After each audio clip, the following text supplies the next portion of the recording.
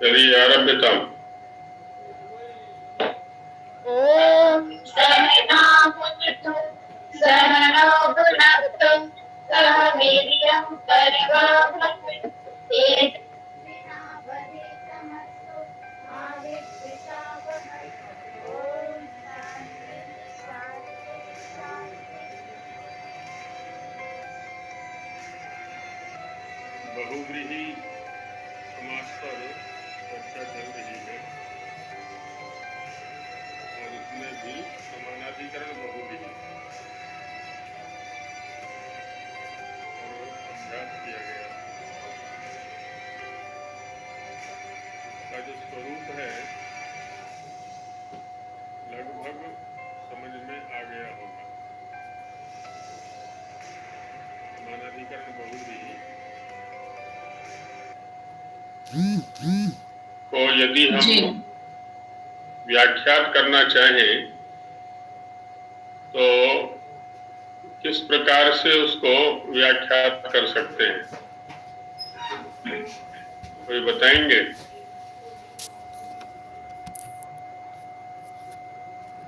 समानाधिकरण बहुव्रीहि। जी हाँ जी बहन जी।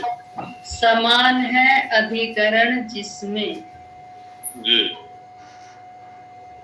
तो दोनों मतलब दोनों पदों में समान विभक्तियां होंगी और किसी अन्य पदार्थ को, अन्य द्रव्य को कहेगा, उस द्रव्य के अनुसार जिसको कहेगा उसी के अनुसार लिंग और वचन आ जाएंगे विग्रह पद में।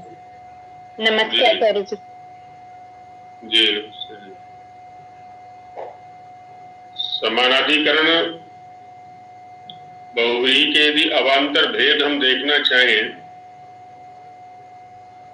तो क्या भेद कर सकते हैं? कामिनी जी कुछ निर्देश करेंगे?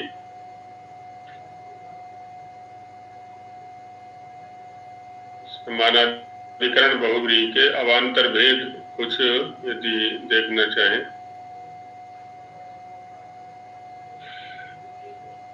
अर्चना जी कुछ बताएंगी? आचार्य जी मैंने कुछ अध्ययन नहीं किया इसलिए अभी नहीं बता सकते। अच्छा, और कौन बताएंगे? कोई भी बताएं। अवान्तर भेद। जी जो अन्य पद प्रधान होगा जी उसी के आधार पर हम जैसे द्वितीय, बहुव्रीहि, तृतीय, विभक्त, ऐसा मेरी समझ में आया। बिल्कुल बिल्कुल ठीक बात कही आपने। माने 6 भेद इस प्रकार से कर सकते हैं। जी अर्थ के भेद से। जी जी बिल्कुल ठीक बात है। तो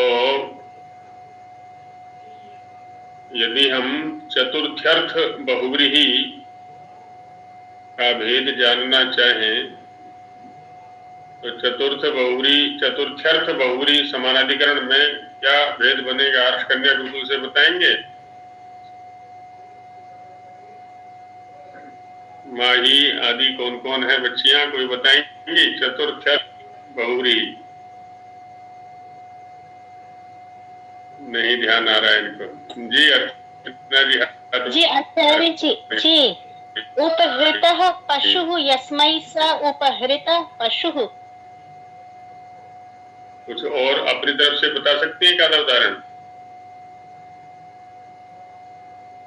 ठीक बताया आपने, एकदम उदाहरण है ये जो पुस्तक में दिया हुआ है।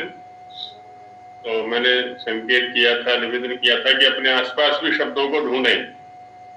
जो स्वाध्याय करते हैं, जो दिन में व्यवहार करते हैं, उनमें शब्दों को ढूंढे, मिलेंगे वहां आसपास भी कुछ न कुछ ऐसे शब्द। हाँ जी मासी जी, आपको मिला कुछ शब्द? हाँ, उपरितम पुस्तकम यस्मै स उपहृत पुस्तकः, ये उस दिन लिखा था। तो इस प्रकार से हम कुछ भी उपहृतम भोजनम यस्मै, हाँ चतुर्थी व्यक्ति का प्रयोग करना है। राकेश जी कुछ बताना चाह रहे हैं? हाँ जी, मैंने ये बनाया चाहिए, दत्तम धनम यस्मै स ब्राह्मण। हाँ बिल्कुल ठीक बात है, दत्त धनः ब्राह्मणः, दत्तम धनम यस्मै, बिल्कुल। तो ऐसे कुछ भी बना सकते हैं किसी में भी। तो तृतीयार्थ बहुव्रीहि में बताएंगे कोई? तृतीयार्थ बहुव्रीहि में उदाहरण क्या बनेगा? अभी समानाधिकरण का ही चल रहा है हमारा। हाँ बोलो। नीलानी कमलानी सरसी। क्या पूछा था बेटा मैंने? तृतीया क्या बनेगा? इसमें तृतीया किधर आई है? आपने जो बोला नीलानी कमलानी, ना तो ये तृतीया में है और यस्मिन है, वो तृतीया में नहीं है, तो तृतीया में कैसे हो गया? पहले प्रश्न को सुनो ठीक से, फिर उसके अनुकूल उत्तर दो। बाद में तृतीया का प्रयोग होना चाहिए, ऐसा बोलो कोई। नहीं ध्यान आ रहा है? और कोई बताएं? लिखितः सुलेखः येन स। हाँ देखिए, बिल्कुल ठीक बात है। लिखितः लेखः या सुलेखः येन सः, पठितम पुस्तकम येन सः। हाँ, दृष्टं चित्रं येन स। दृष्ट चित्रम। दृष्ट चित्रम। इसमें जो हम बहुव्रीहि कर रहे हैं, क्योंकि दोनों में समान विभक्ति है। अन्य समासों में तो ये था कि सूत्र में प्रथमा से निर्दिष्ट जो पद है उसका पूर्व में प्रयोग करना है, और बहुव्रीहि में तो अनेकम आया है, तो सारे ही प्रथमा से निर्दिष्ट हो गए। तो इसलिए यहाँ पर दो के अंत में थोड़ी व्यवस्था दी है। सप्तमी विशेषणे बहुव्रीहि हो। एक तो विशेषण का पूर्व निपात होता है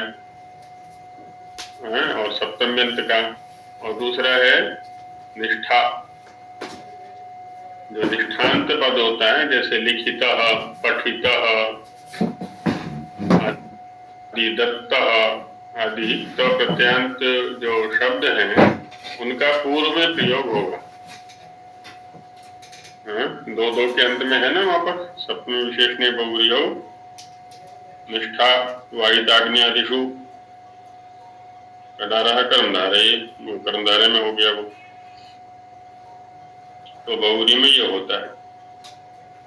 चलिए, लगभग सभी को स्पष्ट हो गया इसका समानाधिकरण बहुव्रीहि का। नीलकमल सरोवर बनाते नीलानी कमलानी यस्मिन कमलम सरोवर सरः। ये हमें देखना होगा कि हम विशेष्य किसको बना रहे हैं, किसके लिए प्रयोग कर रहे हैं। यदि सरः है, सरोवर तो पुल्लिंग है, तो नील कमलः सरोवर। और यदि केवल सरः लिखेंगे आप तो नपुंसक हो जाएगा, नील कमलम सरः ऐसा बनेगा। ओम आचार्य जी। जी बोलिए। ये जो समित पाणी का जो ये वो होता है, प्रयोग होता है और कार्य होता है आचार्य के लिए, कि आचार्य के लिए समित पाण मतलब उन्होंने प्राप्त कराई या उनको दी, उसका कैसे ये प्रयोग होगा वाक्य या समास? हाँ, आज व्यधिकरण के अंदर इन सब चीजों को लेंगे। अभी जो विषय अब तक हमारा हुआ है उसमें भी किन्हीं को कोई संशय हो, शंका हो, चर्चा का कोई हो तो उसमें कर लें, फिर आगे व्यधिकरण बहुव्रीहि में आएगा। ओम आचार्य जी विषय में किन्हीं, हाँ जी बिल्कुल व्यधिकरण में आएगा। जी व्यधिकरण में आएगा, ये आज लेंगे उसको। तो पिछले विषय में किन्हीं का कुछ चर्चा के योग्य हो तो वो बोले। नहीं है तो चलिए आगे चलें और शब्दों को ढूंढते रहें अपने आसपास भी, स्वाध्याय में भी, तो उससे अभ्यास बना रहता है हमारा। समानाधिकरण में जैसा हमने देखा, जी राकेश जी कुछ कहना चाह रहे हैं। अजय जी, एक मैंने ये बनाया था, सुनुत रसम यस्मात् स, सुनुतो रसा ईक्षा। हाँ बिल्कुल बन सकता है। सुनुतः रसः यस्मात् सः, सुनुत रसः वृक्षः, जिस वृक्ष से रस को सूत लिया है, अभिशव कर लिया है। हाँ तो वैसा बन जाए। क्या विशेष्य क्या बोल रहे हैं आप? विषम है ईक्ष, इसके लिए गन्ना है नहीं, वो इक्षु देवदत्त। बिल्कुल ठीक है, नहीं, हो सकता है। नहीं, देवदत्त तो जाएगा, संप्रदाय कर्ता हो जाएगा। हाँ, वो इसलिए पूछना चाह रहा था मैं। तो प्रथमार्थ में बहुव्रीहि नहीं होता है, क्योंकि प्रथमार्थ में तो फिर कर्मधारय में चला जाएगा वो। अच्छा, तो द्वितीयार्थ आदि में ही होगा। संप्रदान में हो सकता है, अपादान में भी हो सकता है, ये ऐसा रहेगा। हाँ जी, कामिनी जी कुछ कहना चाह रही है। नमन आचार्य जी। आचार्य जी, मेरी परसों की कक्षा नहीं हो पाई थी, तो कृपया 2 मिनट में जो परसों वाला था थोड़ा पाठ हो, क्योंकि आज का नहीं समझ में आएगा। परसों मुझे बहुव्रीहि के विषय में, समानाधिकरण बहुव्रीहि के विषय में थोड़ा सा बता दो कृपया करके, ताकि आज का सुनने समझने में आसानी हो जाए। समानाधिकरण की चर्चा तो पहले कर्मधारय के प्रसंग में भी हो गई थी, बहुव्रीहि के में भी। तो समानाधिकरण तो वही है। हाँ जी, हाँ जी, है ना। बस भेद केवल इतना है कि तत्पुरुष में उत्तर पदार्थ प्रधान होता है और बहुव्रीहि में अन्य पदार्थ प्रधान होता है। तो अभी जो उदाहरणों पर चर्चा की गई है वो सब उसी के हैं। अन्य पदार्थ के रूप में द्वितीयार्थ होगा, तृतीयार्थ होगा, चतुर्थ्यार्थ, पंचम्यर्थ, षष्ठ्यर्थ, सप्तम्यर्थ, ये सब रहा करते हैं। तो यही था। व्यधिकरण में भी वही चर्चा होने वाली है आज। तो इतना भेद रहेगा कि यहाँ दोनों पदों में विभक्तियां अलग अलग रहेंगी। समानाधिकरण में दोनों पदों में विभक्तियां एक जैसी थी, व्यधिकरण में अलग अलग रहेंगी। बस इतना भेद रहेगा। अन्य पदार्थ की प्रधानता यहाँ भी रहेगी, व्यधिकरण में भी, और अन्य पदार्थ की प्रधानता समानाधिकरण में तो थी, बहुव्रीहि में। ऐसा रहेगा। चलिए व्यधिकरण में चलते हैं। एक दो पद परसों भी आ गए थे हमारे बीच में। अब जैसे समित पाणी शब्द उठाया है माननीय राकेश जी ने। समित पाणी शब्द का अर्थ क्या है? पहले भी मैंने संकेत किया था, किसी भी समस्त पद का जब हम विग्रह करना चाहते हैं या उसके अंदर समास क्या है इसको जानना चाहते हैं, तो उसको अपनी भाषा में अनुवाद कर लें। जो भी अपनी भाषा जिस पर हमारा अच्छा अधिकार है उसका अपनी भाषा में अनुवाद कर लें। अब जैसे हमारा समित पाणी शब्द है, तो समित पाणी शब्द का अर्थ क्या करेंगे हम अपनी भाषा में? कोई भी बता सकते हैं? जिस शिष्य के लिए आया है, समिधा है हाथ में जिसके, पानी में जिसके, वह शिष्य। बस इतना हो गया ही। तो समिधा पाणौ यस्य, समिधा, समिधा ये प्रथमा बहुवचन का प्रयोग है, क्योंकि एक समिधा से तो काम चलेगा नहीं। और पाणौ माने हाथ में जिसके, तो समिधाएं हैं हाथ में जिसके। समिधा पाणौ यस्य। समिधा के लिए एक तो समिधा शब्द आता है आकारांत, और एक समिध शब्द आता है धकारांत। और धकारांत का ही सांगीतिक कार्य होकर कहीं दकार का श्रवण होगा तो कहीं तकार का होगा। जैसे समित पाणी में तकार है, यहाँ पर तकार को ही तो हो गया है ना, खरीच। तो ये व्यधिकरण में चला गया। लेकिन ये क्या है, एक संकेत है। समिधाएं, समिधा किसको कहते हैं, जिसमें जलने की योग्यता हो, जिसमें प्रकाशित होने की योग्यता हो, क्षमता हो, उसको समिधा बोलते हैं। क्योंकि सम उपसर्ग है और ये ईंधी दीप्तव धातु है। ईंधी, इंद्र, ईंधन उसी से बनता है। ईंधन मानने जलने वाला। तो जो समित है शब्द, उसका भी अर्थ ही होगा अच्छी प्रकार से, सम माने अच्छी प्रकार से, ईंध माने जलने की या दीप्त होने की या प्रकाशित होने की योग्यता वाली। तो इसमें एक समास हम इस प्रकार भी कर सकते हैं, विग्रह इस प्रकार भी कर सकते हैं, जो कि शिष्य के समर्पण को दिखाता है। क्योंकि इसका प्रयोग शिष्य के लिए है, छात्र के लिए है, विद्यार्थी के लिए है। तो वहां करेंगे समिद इव पाणी यस्य। पानी का अर्थ हाथ तो होता ही है, पानी का अर्थ व्यवहार भी होता है। पाणनम पाणी है ना, व्यवहार। पण्यते व्यवह्रियते अनेन इति पाणी, हाथ के लिए आ जाता है। जिसके द्वारा हम व्यवहार करते हैं वो पानी है, तो हाथ के लिए आ गया। और पणनम माने व्यवहारणम पाणी ही, क्योंकि पण व्यवहारे स्तुतौ च धातु है। पण व्यवहारे स्तुतौ च, इस धातु से पाणी ही शब्द बनता है। तो पानी का अर्थ हाथ तो होता ही है, पानी का अर्थ व्यवहार भी होता है। तो इस समास के अनुसार है ना, समिध इव पाणी ही यस्य, तात्पर्य हुआ कि समिध के समान, समिधा के समान व्यवहार है जिसका। अब देखिए यहाँ समिधा शब्द का प्रयोग कर रहे हैं या समिध शब्द का प्रयोग कर रहे हैं। और समिध का उपयोग या समिधा शब्द का उपयोग कहाँ करते हैं जी? हम यज्ञ में, अन्यत्र हम समिधा शब्द का प्रयोग नहीं करते। और यज्ञ में समिधा का संबंध अग्नि के साथ होता है,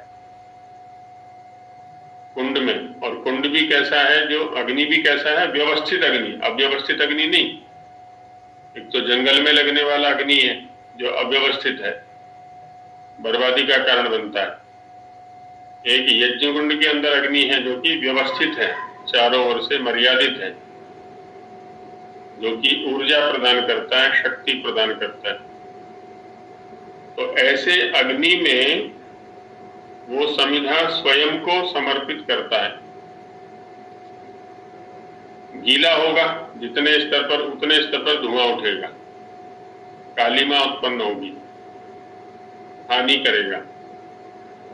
और जितना अच्छा सूखा हुआ होगा उतनी समर्पण भावना उसमें अधिक रहेगी, दीप्त होने की योग्यता अधिक होगी। तो जब समिधा स्वयं को अग्नि में पूरी तरह समर्पित कर देती है, तो अग्नि भी क्या करता है, उसको तन्मय, अग्निमय बना देता है, उसके कण कण में प्रविष्ट हो जाता है, अपने जैसा बना देता है उसको, एकदम लाल सुर्ख, है ना। तो यह व्यवहार जिस शिष्य का होगा, जिस छात्र का होगा, जब वो आचार्य के पास जा रहा है, तो आचार्य भी अपनी विद्या से, अपने आचरण से उस छात्र के कण कण को प्रदीप्त कर देता है, प्रदीप्त कर देता है। वहां अग्नि आचार्य हो गया और शिष्य समिधा हो गया। और जितने अंश में स्वयं को बचा के रखेगा, बहुत सारे माता पिता भी होते हैं बचा के रखते हैं बच्चों को, अपनी चलाते रहते हैं कि मेरे अनुसार निर्माण हो, मेरे अनुसार खाना पीना हो, मेरे अनुसार रहना सहना हो, मेरे अनुसार आना जाना हो। तो उतने अंश में छात्र में कमी रह जाती है। तो जब आचार्य के पास गया तो आचार्य के अनुसार ही उसका निर्माण होना चाहिए। छात्र का पूरा समर्पण जब तक नहीं होता तो न्यूनता रह जाती है। इसलिए समित पाणी शब्द का छात्र के लिए प्रयोग होता है, विद्यार्थी के लिए प्रयोग होता है। समिधः पाणौ यस्य, जब हम व्यतिकरण बहुव्रीहि करते हैं तो 3 प्रकार से प्रदीप्त होने के लिए वो जा रहा है, वहां पर 3 समिधाएं लेकर के उसके प्रतीक के रूप में जाता है। 3 प्रकार के अंधकार उसके पास है। कठोपनिषद में भी 3 रात्रियां वहां रहने के रूप में दिखाई गई हैं कि जब नचिकेता यमराज के पास जाता है या आचार्य यम के पास जाता है तो 3 रात्रि भर वहां रहा और उसके बदले में 3 वर मांगने के लिए यम ने नचिकेता को कहा था। वो 3 रात्रियां भी 3 अंधकार या 3 प्रकार के अज्ञान या 3 प्रकार के दुखों की प्रतीक है। यहाँ पर भी यही है, समिधाएं 3 प्रकार की लेके जा रहा है वो, आध्यात्मिक, आदि दैविक, आदि भौतिक।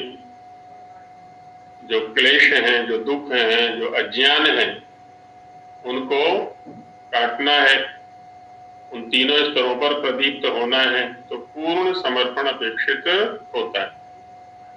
तो इस प्रकार से समित पाणी शब्द में दोनों प्रकार से हम समास कर सकते हैं। समानाधिकरण में भी, समानाधिकरण में उपमान उपमेय भाव हो जाएगा। समिद इव पाणी व्यवहारो यस्य स समित पाणी, अथवा समिधः पाणौ यस्य सह समित पाणी, दोनों प्रकार से कर सकते हैं। ऐसे ही चक्रपाणी शब्द आया था। चक्रम पाणौ यस्य सह चक्रपाणी, चक्र है हाथ में जिसके, कृष्ण भगवान, चक्रपाणी हो जाए। अब कृष्ण, हाँ जी बोलिए। कृष्ण भगवान के हाथ में चक्र, वो मीन्स कृष्ण जी के हाथ में चक्र। हाँ जी, कृष्ण जी के लिए ही चक्रपाणी शब्द का प्रयोग होता है। तो चक्रम पाणौ यस्य, वो चक्र हम सबके भी हाथ में हो सकता है। उसका नाम था सुदर्शन चक्र। जिसके सामने भी संवाद चलता था आचार्य श्री कृष्ण का, तो सामने वाले में सुदृष्टि उत्पन्न कर दिया करते थे वो अपने तर्कों से। वो ठीक है, दुष्टों को दंड देने के लिए एक अस्त्र विशेष था उनके पास में, लेकिन जो वाणी रूपी अस्त्र था उसका भी वो पूरा भरपूर प्रयोग किया करते थे। सामने वाले को सुदृष्टि, सुदर्शन देने का ऐसा चक्र चलाते थे, वाणी का इस प्रकार से प्रयोग, तर्कों का इस प्रकार से प्रयोग करते थे कि सामने वाले को सुमार्ग पर आने के लिए विवश कर देते थे। तो सुदर्शन चक्र भी उनके पास था। तो चक्र पाणी ही। अच्छा, पवित्र पाणी। दुर्योधन, आज गुरुजी दुर्योधन तो नहीं सुधरा कृष्ण भगवान, कृष्ण जी से, उसमें तो सुमति नहीं आई। दुर्योधन सुधर गया होता तो आज श्री कृष्ण का नाम लेने वाला कोई नहीं होता। उसके लिए दुर्योधन का भी होना आवश्यक है। दुर्योधन ने ही तो श्री कृष्ण को हम तक पहुंचाया है। आचार्य तो श्री कृष्ण को कौन जी। सुदर्शनम चक्रम कर्मधारय हो जाएगा। सुदर्शनम चक्रम पाणौ यस्य। पहले शब्द बोले, किस शब्द में समास करना चाह रहे हैं आप? सुदर्शन चक्र, सुदर्शन नहीं, सुदर्शन चक्र पाणी, सुदर्शन चक्र पाणी। जी जी, हाँ, आपने जो विग्रह बोला उसके अनुसार ये शब्द बनेगा। कर्मधारय गर्भ। जी जी, तो पहले कर्मधारय होगा। सुदर्शनम चक्रम, सुदर्शन चक्रम, सुदर्शन चक्रम पाणौ यस्य, ऐसा कर सकते हैं, सुदर्शन चक्र पाणी। अच्छा, पवित्र पाणी ही में क्या समास करेंगे? पवित्र पाणी, पवित्रम पाणौ यस्मिन्। चारी जी, पवित्र पाणी में तो कर्मधारय हो जाएगा। विग्रह बोलिए जी। पवित्रः पाणिः पवित्रं च तत् जी पवित्रं च आणि असौ पाणिः अच्छा, अब इसका अर्थ बताइएगा। पिछली दोहरे सभी अर्थ लगता है स्पष्ट नहीं है। पवित्र पानी का अर्थ क्या करेंगे? पवित्र हाथ। पानी है जिसका ये बहुब्रीहि आएगा बहुब्रीहि आएगा बहुब्री आ जाएगा। पवित्र पानी देवदत्ता, तो पवित्रौ पानी यस्य, है ना, दो हाथ होते हैं। पवित्रौ पानी यस्य, हाँ, पवित्र है हाथ जिसके। हालांकि व्यधिकरण बहुब्री भी हो सकता है, उसमें फिर पवित्र शब्द को खोलना पड़ेगा हमें। पवित्र फिर पानी का विशेषण नहीं बनेगा, है ना। पवित्र जल है हाथ में जिसके, आदि कुछ इस प्रकार का प्रसंग के अनुसार अर्थ करना पड़ेगा। पवित्र एक पात्र का नाम भी होता है, पवित्र दर्भ के लिए भी आता है, और पवित्र जल के लिए भी आता है प्रसंग विशेष में। तो व्यधिकरण बहुब्री भी हो सकता है ना। पवित्र पानी। अच्छा जी, पवित्र में द्वितीय विभक्ति होगी, पवित्र बनेगा। जैसे समिधा पानी था तो समिधा में तो बहुवचन होगा क्योंकि समिधा एक नहीं होती। तो पवित्र शब्द में द्वितीय विभक्ति किस कारण से आई? क्योंकि पाणव तो चलो दो हो गए। अभी हमने क्या किया है ना, जहाँ से आप प्रसंग बता रहे हैं, पानी हाथ दो होते हैं और पवित्र शब्द को उसके विशेषण के रूप में रखा हमने, इसलिए ये द्विवचन कर दिया, प्रथमा द्विवचन। पवित्रौ पानी यस्य, पानी शब्द के हरि के समान रूप चलेंगे। हरि ही हरि हरयः, पानी ही पानी पाणयः। तो पवित्रौ पानी यस्य, दोनों हाथ हैं पवित्र जिसके, ऐसा व्यक्ति। दीर्घ का ही हो गया पानी। हाँ, पानी दीर्घ हो गया उधर। अच्छा, एक शब्द आता है पीयूष पानी। पीयूष पानी का क्या अर्थ होता है, किसके लिए आता है? पी लिया है पानी जिसने। पीयूष बहन जी, पीयूष। पीयूष माने अमृत होता है आचार्य जी। पीयूष माने बिल्कुल, पीयूष पानी अमृत है हाँ, व्यधिकरण बहुब्री बनेगा। वैद्य के लिए आता है, धन्वंतरी का विशेषण है ये। धन्वंतरी जी का विशेषण है पीयूष पानी। वैद्यों के लिए प्रयुक्त हो जाता है, जिनका चिकित्सा अच्छी है तो उनके लिए प्राय प्रयुक्त हो जाता है। पीयूषम पाणौ यस्य, पाणौ भी कर सकते हैं या पाण्यो हो कर सकते हैं, दोनों हाथों में। तो पीयूष अमृत है हाथ में या हाथों में जिनके, ऐसे वैद्य के लिए पीयूष पानी ऐसा आ जाता है।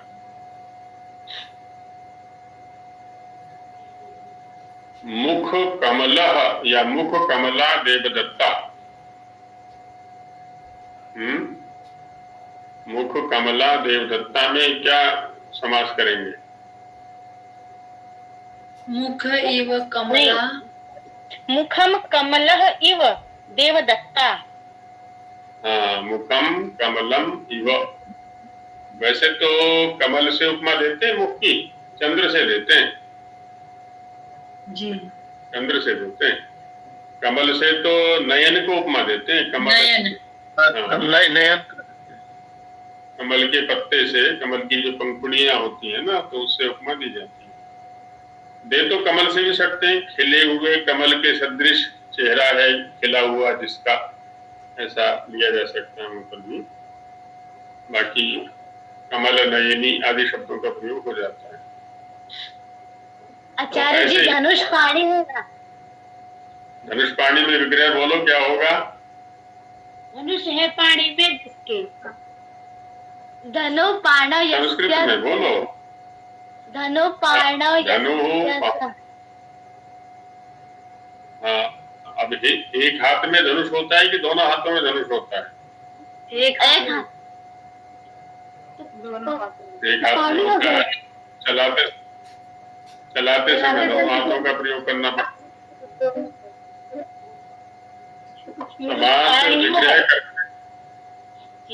समास विग्रह समास या विग्रह करते समय अर्थ का भी ध्यान रखें कि कहाँ सार्थकता है, एक वचन में सार्थकता है कि बहुवचन में सार्थकता है। जैसे दीर्घ केशः एक शब्द है, दीर्घ केशः, क्या विग्रह करेंगे? दीर्घ केश जिसके। हाँ जी, दीर्घः केशाः यस्य, दीर्घः केशाः यस्य, क्योंकि केश अधिक होते हैं, अनेक होते हैं, बहुत यस्या के ज्यादा होंगे गुरुजी, यस्या।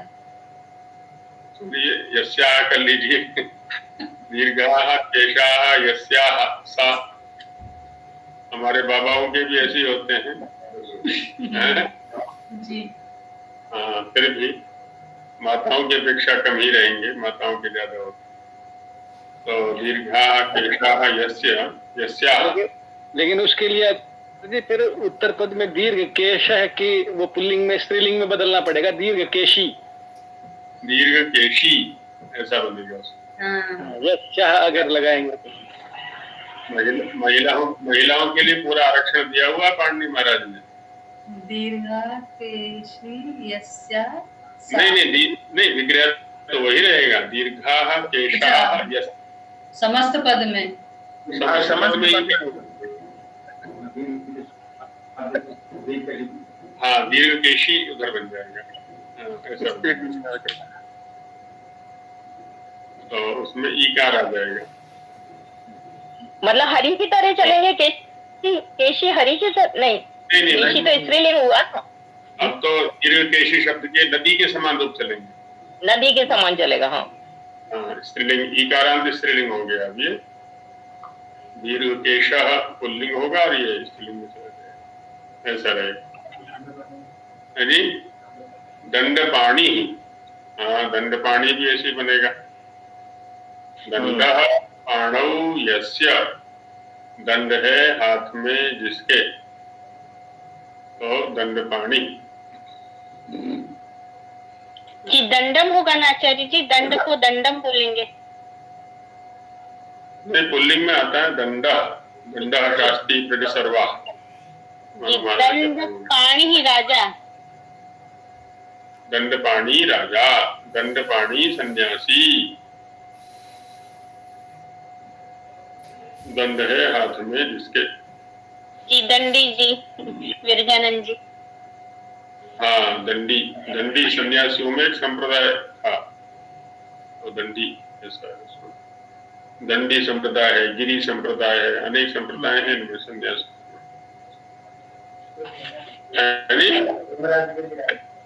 हाँ, यमराज के लिए भी आ जाएगा, वो भी हर समय दंड उठाए रखते हैं। तो दंडपाणि। और बताएं इसी प्रकार का व्यधिकरण में कोई समास किसी के पास है? निर्धन केस में बनेगा गुरुजी। निर्धनः, निर्गतम धनम यस्य स।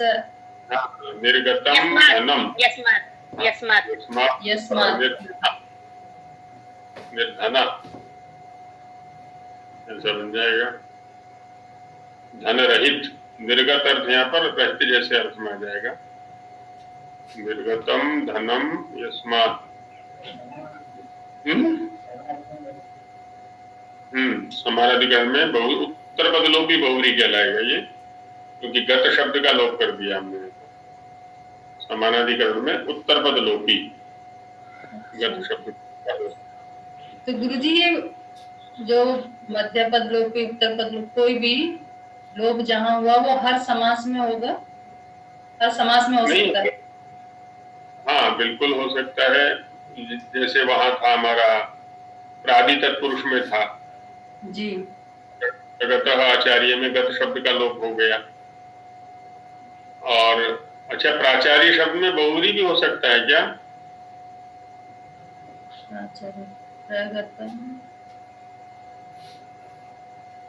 प्रगतः आचार्यः यस्य विद्यालयस्य, पहुंचा हुआ आचार्य है जिस विद्यालय का, सह प्राचार्य विद्यालय। हालांकि प्रयोग नहीं होता है, व्यक्ति विशेष के लिए ही प्रयोग होता है, पर लेकिन सिद्धांत के अनुसार यहाँ जा सकता है ये शब्द, प्रगतः आचार्य यस्य, ऐसे चला जाएगा। आचार्य जी, आपने अबला का बोला था कि आप वो पैसे बोलती है कि अबला मुझे दे दे अपने पति से, है ना? तो इसका तो ये होगा कि मतलब निर्गतम बलम यस्याम सा अबला। हाँ, न विद्यते बलम यस्याः यस्याम या यस्याम सा अबला। जी जी। न विद्यते, नए की व्यवस्था लागू होगी यहाँ पर। जी जी। न विद्यते, हाँ, न विद्यते बलम यस्याः या यस्याम, दोनों कर सकते हैं। अब यहाँ पर भी विद्यते या विद्यमान शब्द का लोप हो जाएगा। न विद्यते से भी विग्रह कर सकते हैं और अविद्यमानम से भी विग्रह कर सकते हैं। अविद्यमानम बलम यस्याम या यस्याः सा, तो विद्यमान शब्द का लोप हो गया यहाँ पर, ऐसा रहेगा। और सबला में क्या करेंगे? सबला सबला आपने तो ये मजाक में बताया था। ये कवियों ने बताया हुआ है, कवि लोगों के समास हैं ये। अच्छा है, उनको भी सुनना चाहिए, बुद्धि का विकास होता है। इसमें तो आचार्य जी तृतीया तत्पुरुष का आभास है कि बलेन सहितम, बलेन सहिता सबला, ये भी बहुरी में आता है। अब देखिए, बहुरी समास का जो प्रकरण है द्वितीय अध्याय के द्वितीय पाद में है, जो कि शेषो बहुरी से आरंभ हुआ है और 28वें सूत्र तक है। जो 28वां सूत्र है वो इसी के लिए है, तेन सहेति तुल्य योगे। तेन सह, बलेन सह, धनेन सह सधन, बलेन सह सबलः, या सबला, स्त्रीलिंग में सबला हो जाएगा और सामान्य सबलः ऐसा हो जाएगा, तो सबला ऐसा हो जाएगा। जी, तो ऐसे बहुत सारे। हाँ जी, पीहू जी क्या कह रही हैं? प्राप्तोदकम में भी बहुव्रीहि होगा ना? हाँ, ये कल चर्चा की थी हमने, समानाधिकरण में है वो। प्राप्तम उदकम यम ग्रामम सह प्राप्तोदको ग्राम, समानाधिकरण में है वो। जी रजनी जी क्या कह रही हैं? उदकम मतलब, उत्कम मतलब जल। उदकम माने जल। हाँ अच्छा, हाँ जल। उदक एक शब्द है ऐसा जिसकी कई संतानें हैं। शब्दों की भी संतानें होती हैं, जैसे यहाँ संतानें हैं ना, तो वैसी शब्दों की भी संतानें होती हैं। और शब्द की संतानों के नाम बताता हूँ, चलिए। उदक शब्द की जो संतानें हैं है उदक, और एक है दक,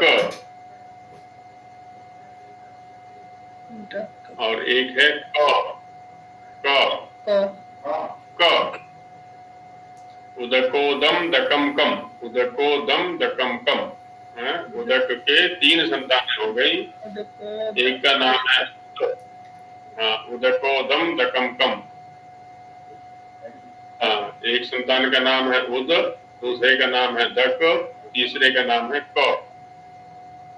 तो तीनों चारों शब्द ही जल के लिए आते हैं। उदक भी, क को हटा दिया तो उद बच गया, और उ को हटा दिया तो दक बच गया, और उद को हटा दिया तो क बच गया। तो चारों शब्दों का जल के लिए प्रयोग आता है साहित्य में। उदकोदम दकम कम। ऐसे एक एक शब्द की कई संतानें मिलेंगी। कुछ है संतान वाले शब्द, लगभग अविवाहित भी हैं, बाकी कुछ संतानों वाले भी हैं। तो ऐसे और भी शब्दों को ले सकते हैं। तो कम माने भी जल होता है, कम मतलब भी जल होता है। जी, कमकार जल के लिए प्रयोग होता है, कम का। एक पहेली आई हुई है संस्कृत में, केशवम पतितम दृष्ट्वा द्रोणो हर्षमुपागता रुदन्ति कौरवास्तत्र हा हा केशव केशव। केशवम पतितम दृष्ट्वा, केशव को गिरा हुआ देखकर, द्रोणो हर्षण उपागत, द्रोण बड़ा हर्षित हुआ, रुदन्ति कौरवास्तत्र, कौरव जो है वहां पर रोने लगे आकर के। कैसे रोने लगे? हा हा केशव केशव, अरे जल केशव। आचार्य जी मैंने सुना है ये वाला श्लोक। तो यहाँ अब ये तो हुआ सामान्य। अब देखिए पहेली में छिपा हुआ अर्थ, के जो शब्द है ये सप्तमी का एक वचन है। के माने जले, तो जले शवम पतितम दृष्ट्वा, जल में गिरे हुए शव को देखकर, है ना। कौवा आया है, द्रोण मतलब कौवा। माने कौवा, कौवा तो प्रसन्न हो गया क्योंकि उड़ करके वो तो खा लेगा। केशवम पतितम दृष्ट्वा द्रोणो हर्षमुपागता, द्रोण तो प्रसन्न हो गया, कौवा तो प्रसन्न हो गया। रुदन्ति कौरवास्तत्र कुत्सितम कुत्सितः रवः येषां ते कौरवाः काका। नहीं, ये गीदड़ होते हैं ना जो सियार, वो रोने लगी क्योंकि वो तो जल में जाके खा नहीं सकते। अब किनारे बैठ करके वो रोने लगे, हा हा केशव केशव, अरे जल में पड़े हुए शव, अरे जल में पड़े हुए शव, हम तेरा भोग कैसे करेंगे। तो क शब्द जल के लिए आता है। अगर भी केशव शब्द की निरुक्ति ईश्वर के अर्थ में भी एक निरुक्ति की थी, मैं वो भूल गया, स्वामी जी के किसी प्रसंग। कस्य ईशः केशः, केशव शब्द की। वैसे तो श्री कृष्ण के आता है, केशाः प्रशस्ताः अस्य सन्तीति केशव, इसके अच्छे केश हैं वो केशव कहलाता है, मत्वर्थ में वह प्रत्यय होकर के। जी, एक इसका परमात्मा परक निरुक्ति भी दे रखी थी, मैं पुस्तक पढ़ रहा था, तो वैदिक प्रश्नोक्ति स्वामी जगदीशानंद सरस्वती जी ने शायद लिखी, उसमें उन्होंने इसकी निरुक्ति ईश्वर परमात्मा के अर्थ में की हुई है, और वो भूल गया मैं। हाँ, तो कस्य ईशः केशः, तो कहते हैं सुख को, और उसका जो स्वामी है। बोला कस्य मतलब क्या आचार्य फिर बताना। क माने कम सुखम, तो कहते हैं सुख को। सुख, हाँ शायद यही तो कुछ ऐसा निवासिति कुछ ऐसा भी उन्होंने लिखा हुआ था। कस्मै देवाय हविषा विधेम सुख स्वरूपाय देवाय हविषा विधेम हविषा परिचरेम।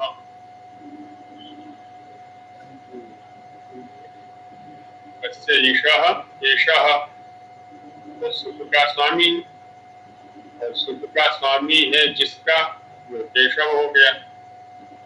योगी आदि के कम माने आपने सुख भी बताया और कम माने वो भी बताया, पानी भी। जी, दोनों में प्रयोग होता है इसका। क का अर्थ ईश्वर भी होता है। व्याकरण में सूत्र आया कस्येत चतुर्थ अध्याय में, कायम हवि, क का अर्थ प्रजापति किया हुआ। कस्मै देवाय, परमेश्वर के लिए आया हुआ। क का अर्थ परमेश्वर भी है, क का अर्थ जल भी है, क का अर्थ सुख भी है। मई देवाय हविषा विधेम का मतलब पूरा क्या हुआ आचार्य जी?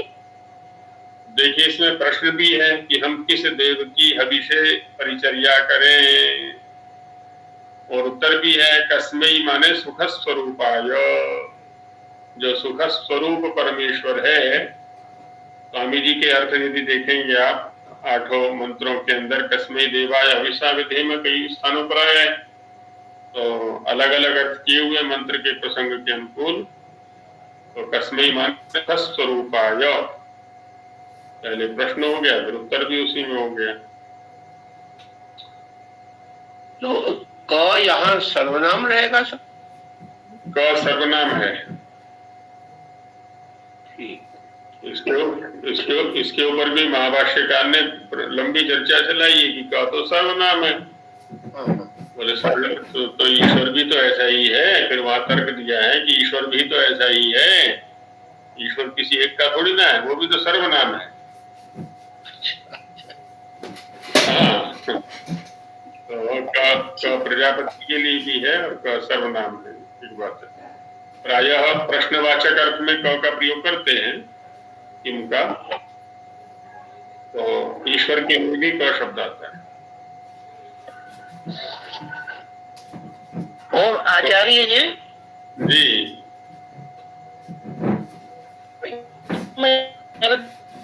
सर्ग पूर्ण रहेगा ये?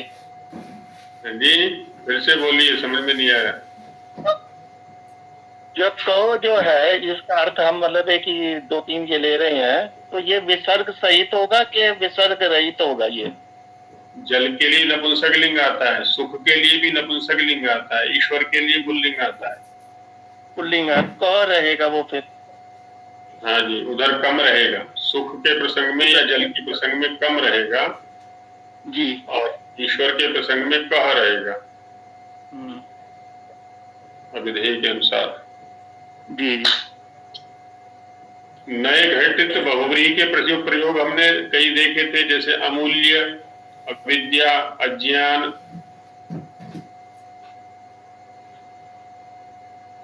अविद्या और अज्ञान में तो नए तत्पुरुष है, वहां पर विपरीत अर्थ में नए है, अभाव अर्थ में नए नहीं है, विपरीत अर्थ में नए हैं। अमूल्य में बहुव्रीहि, न विद्यते मूल्यम या अविद्यमानम मूल्यम यस्य या यस्याः। ऐसे ही अन्यत्र भी शब्दों को देख सकते हैं हम, अमूल्यम आदि शब्दों में जैसे देख रहे हैं वैसे अन्य में भी देख सकते हैं। तो अब यहाँ समानाधिकरण में भी देखा हमने, व्यधिकरण में भी देखा। अच्छा, कहीं कहीं क्या आता है ना, जैसे समित पाणी में देख रहे हैं, तो यहाँ उपमान वाची पूर्व पद में है। समित शब्द क्या है? उपमान है, और उपमेय के रूप में छात्र को रखा है वहां पर। समित इव पाणी व्यवहारो यस्य सह समित पाणी।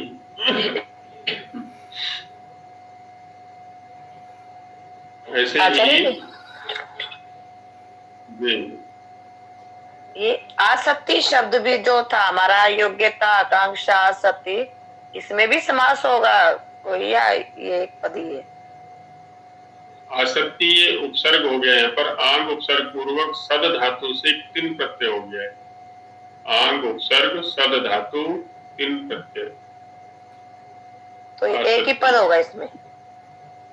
हाँ जी, एक ही पद हो गया। उपसर्ग का स्वतंत्र प्रयोग होता है ना, व्याकरण में नियम है, ते प्राग धातो। उपसर्गों का या गति संज्ञकों का पूर्व में प्रयोग होता है। तो जब स्वर आदि के प्रसंग में जाते हैं तब भी इन दोनों का अपना अपना स्वर होता है। आंग का अपना स्वर रहेगा, सत्ती का अपना स्वर रहेगा, आंग के अनुसार सत्ती में स्वर रहेगा, जो भी है वहां रहता है। हाँ जी, आसद तिन, आसक्ति, समीपता, ऐसा रहता है। तो उपमानवाची पूर्व पद में आया यहाँ पर। उपमानवाची यदि किसी बहुव्रीहि में करेंगे तो उसका भी पूर्व पद के रूप में प्रयोग होगा। निष्ठा माने त प्रत्यांत का प्रयोग यदि हम करेंगे तो उसका भी पूर्व पद के रूप में प्रयोग होगा। सप्तम्यंत जो होगा उसका भी पूर्व पद में प्रयोग होगा, कुछ शब्दों को छोड़कर। जैसे चक्रपाणी आदि शब्द थे हमारे, ये उत्तर पद में थे, और है ना, क्योंकि वहां पर क्या हुआ, सप्तमी विशेषणे बहुव्रीहौ, निष्ठा है ना, निष्ठांत का पूर्व पद में प्रयोग है, सप्तम्यंत का पूर्व पद में प्रयोग है, विशेषण का पूर्व पद में प्रयोग है। बहुव्रीहि के लिए नियम है ये सारे, अन्यत्र तो अपनी अपनी व्यवस्थाएं हैं सबकी समासों की। लिंग विभक्ति वचन जो होगा वो अन्य पदार्थ के अनुसार ही होगा। जी बहन जी, सविता जी कुछ कहना चाह रही हैं। आचार्य जी, निष्ठा के बहुत सारे मीनिंग होते हैं ना, वैसे शाब्दिक अर्थ? व्याकरण में एक ही अर्थ है। व्याकरण में दो प्रत्ययों का नाम निष्ठा है, त और तवतु। आप जहाँ से प्रश्न उठा रही है वहां बहुत सारे अर्थ हो सकते हैं, दर्शन से या और साहित्यिक जगत में, वो ठीक है, वहां हो जाएंगे जी। व्याकरण में एक पारिभाषिक संज्ञा है ये जी, त और तवतु। हाँ जी, तवतु निष्ठा, तो व्याकरण में इसी अर्थ में आता है ये। तो ये पूर्व पद में आएंगे। यहाँ पर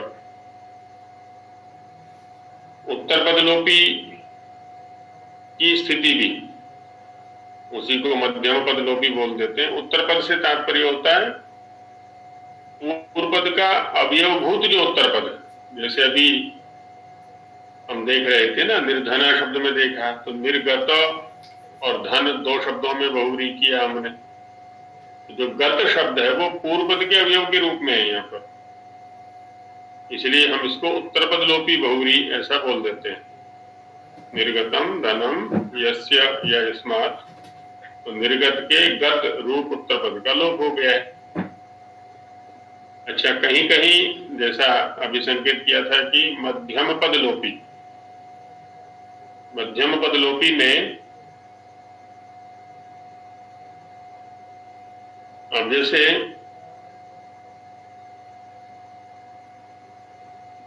अब चंद्रमुखी शब्द का प्रयोग करते हैं। चंद्रमुखी में क्या विग्रह करेंगे? चंद्र एवं मुखम, चंद्र इव मुखम यस्याः। यस्य आएगा या यस्य भी आ सकता है? अब यदि पुरुष की प्रशंसा आप करना चाहती हैं तो पुरुष के लिए आ जाएगा, नहीं तो स्त्री के लिए तो आता ही है। उल्टा कर देंगे। पर पुरुष का तो मुख कभी नहीं बोलते हैं कि चंद्रमा जैसा है। फिर आप क्यों पूछ रही हैं तो? स्त्रीलिंग में चंद्रमुखी होगा और पुल्लिंग में चंद्रमुख बन जाएगा। फिर चंद्रमुखा, करवा चौथ पर भी चंद्रमा का ही मुख देखती हैं, आप सब देखती होंगी।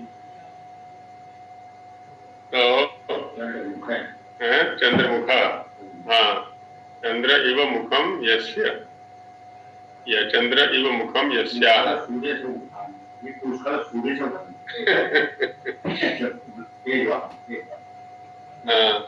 हाँ जी राकेश जी। अच्छा, ये एक शंका थी, इसमें गीप होगा या गीश होगा चंद्रमुखी में? नीश की व्यवस्था है, ये चतुर्थ अध्याय के प्रथम पाद में है। स्वांगा चोप सजनाद असंयोगोपधात एक सूत्र है।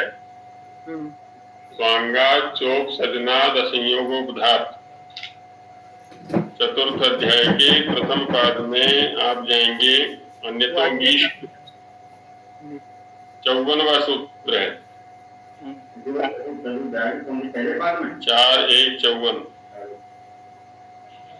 तो अन्यतो गीश से वहां पर गीश चल रहा है, अन्यतो गीश है हमारा 40।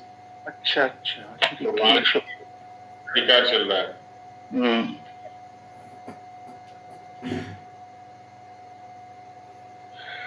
बहुव्रीहि का क्षेत्र बड़ा व्यापक है, जैसे तत्पुरुष का था ना, ऐसे ही बहुव्रीहि का भी बड़ा व्यापक क्षेत्र है।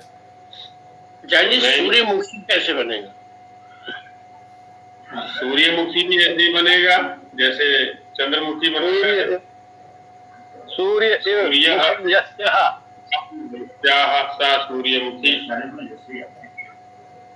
अब कर्णपाल जी कह रहे हैं कि कर सकते हैं सूर्यमुखी। पुल्लिंग में नहीं आएगा? पुल्लिंग में नहीं, सूर्य तो महिला में भी जा सकता है, पुरुष में भी हो सकता है। अच्छा। वैसे सूर्यमुखी की उपमा किसको दी है? सूरज की तो फूल फूल होता है वैसे एक पुष्प वो तो हाँ पुष्प होता है, बाकी उपमा देने में देखिए प्रकाश से लेते हैं यहाँ पर, सूर्य के समान दीप्त मुख वाला या माली जिसके चेहरे में चमक है उसके लिए प्रयोग कर देते हैं। चंद्र शब्द जो है वहां पर सौम्यता अर्थ में, जिसके चेहरे में सौम्यता है तो वो चंद्रमुख या चंद्रमुखी। और सौम्यता पुरुष में भी हो सकती है, स्त्री में भी हो सकती है। चमक स्त्री में भी हो सकती है, पुरुष में भी हो सकती है, दोनों के लिए आ सकता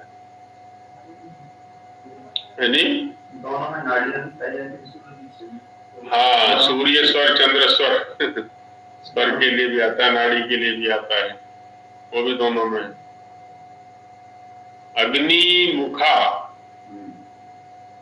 या अग्नि मुखा तो अग्नि मुखे यस्य या यस्याः, वो तो जब भी बोलती है तो आग उगलती है। तो इसलिए उस प्रसंग में बोल देंगे अग्नि मुखा।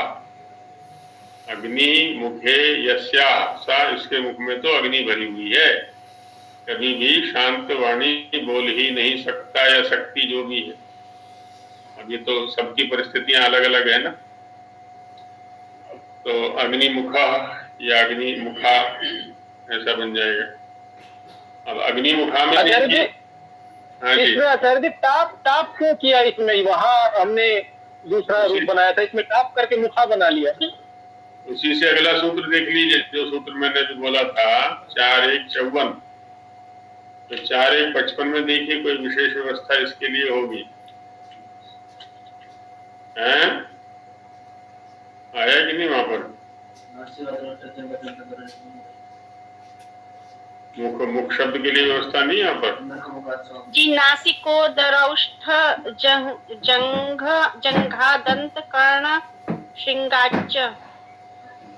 850 में आचार्य जी नख मुखात संज्ञायाम।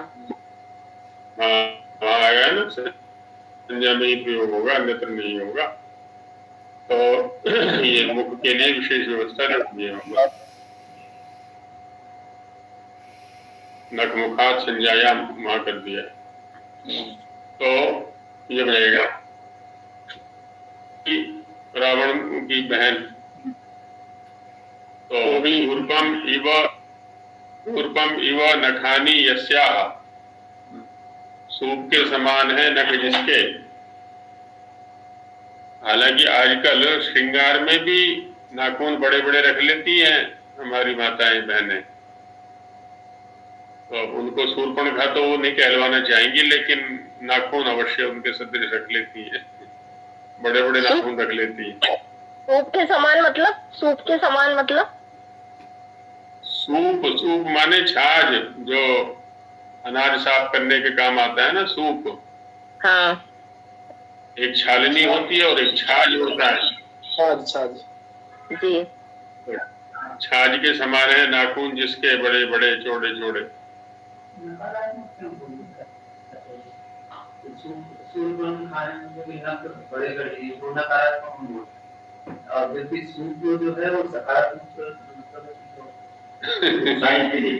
वहाँ केवल आकार की उपमा ली है, आकार की उपमा ली कि नाखून बड़े नहीं रखने होते। हाँ, कि राक्षसी थी।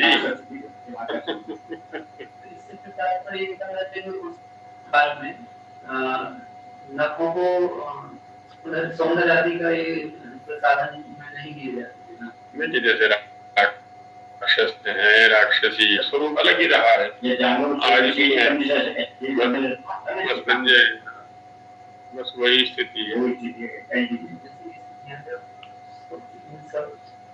कार्य करती थी तो आचार्य जी, प्रथमावृत्ति का आरंभ होता है, थोड़ा विलंब हो रहा है ना, मतलब सब चलेंगे समाप्त। जी जी, बस धन्यवाद। एक द्वंद्व ही बचा हुआ, बस इसके बाद वही चलेंगे।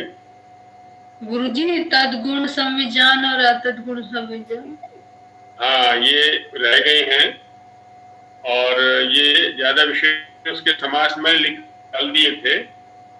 अब जैसे एक शब्द है पीतांबरा, पीतानी अंबराणी यस्य, अंबर माने वस्त्र, तो स पीतांबरा। और नीलांबरा कह लें, पीतांबरा कह लें, जो भी है। जी दिगंबरा। दिगंबरः दिशः अंबराणी यस्य सह दिगंबरः, ये जैन साधुओं के लिए आता है दिगंबरः। श्वेतांबरा। श्वेतानि अंबराणी यस्य सह श्वेतांबरः, ये भी जैन साधुओं में प्रसिद्ध है। श्वेतांबर और दिगंबर दो संप्रदाय हैं उनके यहाँ पर, तो उनके लिए है। तो उसमें विग्रह करके डाल रखा था मैंने, तस्य माने बहुव्रीहे, गुणाः माने अवयवाः, गुण शब्द अवयव के लिए आता है। अन्य पदार्थ के साथ में जहां अवयवार्थ का भी ग्रहण होता हो, अन्य पदार्थ के साथ जहां अवयवार्थ का भी ग्रहण होता हो, तो वो हो गया तद्गुण संविज्ञान।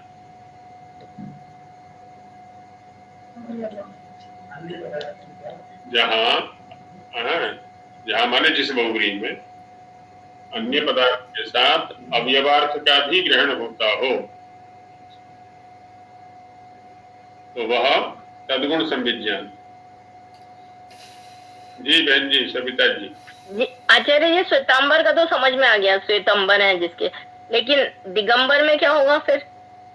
दिशा है। दिशः अंबराणी यस्य, दिशाएं ही वस्त्र हैं, अन्य किसी बाह्य वस्त्र की आवश्यकता नहीं। नागा जैन, नागे भी हैं, जैन भी हैं। मतलब दिशाएं हैं जिसकी वस्त्र। अंबर माने, जी जी। तो यहाँ दिशा है अंबर जी की, मतलब नग्न से कैसे मतलब हुआ फिर? अन्य किसी बाह्य वस्त्र की आवश्यकता ही नहीं है, दिशाएं ही, दिशाओं में ही स्वयं को छिपाते हैं, वो दिशाएं ही उनके वस्त्र के रूप में कार्य करती हैं। अच्छा, उपलक्षण के लिए है खाली। जी। जैसे कहा जाए दीर्घ मुखम आनय, है ना, दीर्घ मुख को लाओ, है ना। एक है दीर्घ मुखम आनय, दीर्घ मुख को लाओ। अब यहाँ पर अन्य पदार्थ के रूप में देवदत्त है, तो देवदत्त जो आएगा वो अपने लंबे मुख के साथ आएगा कि उसके बिना आएगा? जी साथ में आएगा।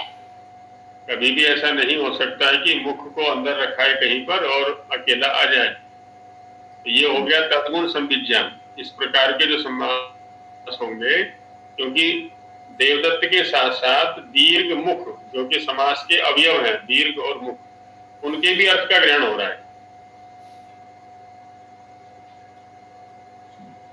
अब इसके विपरीत हम देखें, जैसे हमने बनाया था दत्तम पुस्तकम यस्मै, दी गई है पुस्तक जिसको, दत्त पुस्तकम देवदत्तम आनय।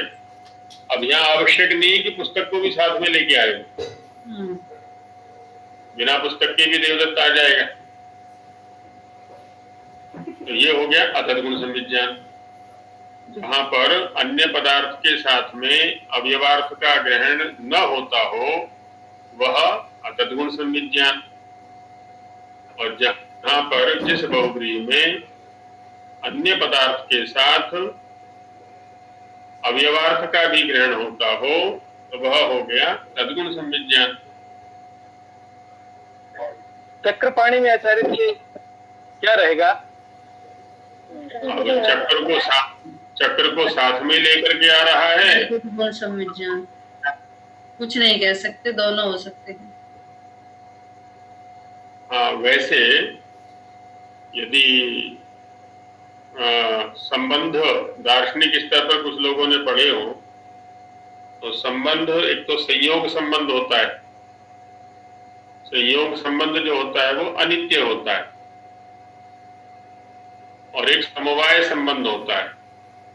समवाय संबंध नित्य होता है, उसी को अविनाभाव संबंध भी बोल देते हैं, जहां पर एक दूसरे के बिना न रह सके। अब जैसे दीर्घ मुखम देवदत्तम आलय कहा, तो देवदत्त दीर्घ मुख के बिना नहीं रह सकता,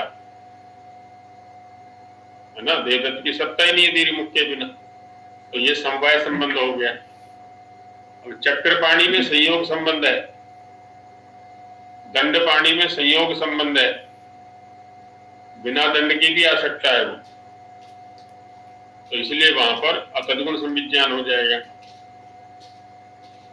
हालांकि श्वेतांबरः या पीतांबरः, यहाँ पर भी नित्य संबंध हो सकता है, क्योंकि और कोई वस्त्र पहनता ही नहीं, वो सफेद ही पहनता है। यहाँ पर भी तद्गुण संविज्ञान हो जाएगा। जैसे श्वेतांबरम आनय, सफेद कपड़े वाले को बुलाओ, तो सफेद कपड़ों के साथ ही वो आएगा, पीले कपड़ों के साथ ही वो आएगा, तो यहाँ पर भी तद्गुण संविज्ञान हो जाएगा। तो ऐसे हम देख लेंगे उसको, जहां अन्य पदार्थ के साथ में अव्यवहार का विग्रहण हो रहा हो तो तद्गुण संविज्ञान, और नहीं तो तद्गुण संविज्ञान, ऐसे हो जाए। अच्छा जी, समवाय का अर्थ क्या चलिए, होता है? कल तो अवकाश रखेंगे, रविवार है। आगे गंदू के ऊपर चर्चा करके, जी बहन जी। समवाय का अर्थ क्या बताया आपने? समवाय एक संबंध का नाम है दार्शनिकों में, वो नित्य संबंध होता है जी। उसी को अविनाभाव संबंध कहते हैं, जहां पर एक पदार्थ दूसरे के बिना न रह सके। जी। जैसे अवयव और अवयवी में होता है, अवयव अवयवी, गुण गुणी, क्रिया क्रियावान, ऐसे कुछ संबंध है जो कि नित्य संबंध है, इसको समवाय संबंध बोलते हैं। जैसे घट मृतिका, हाँ यहाँ पर हो गया प्रकृति तंतुओं का। हाँ, पटतंतु है, अवयव अवयवी भाव संबंध। तो चलिए आज यही विराम लेते हैं और आगे द्वंद्व की चर्चा करके इस प्रसंग को समाप्त करेंगे, फिर व्याकरण में प्रथम अध्याय में प्रवेश करेंगे। चलिए मंत्र पाठ के साथ समाप्त। ओम सहनां भवतु सहनो भुनक्तु सह वीर्यं करवावहै तेजस्विनावधीतमस्तु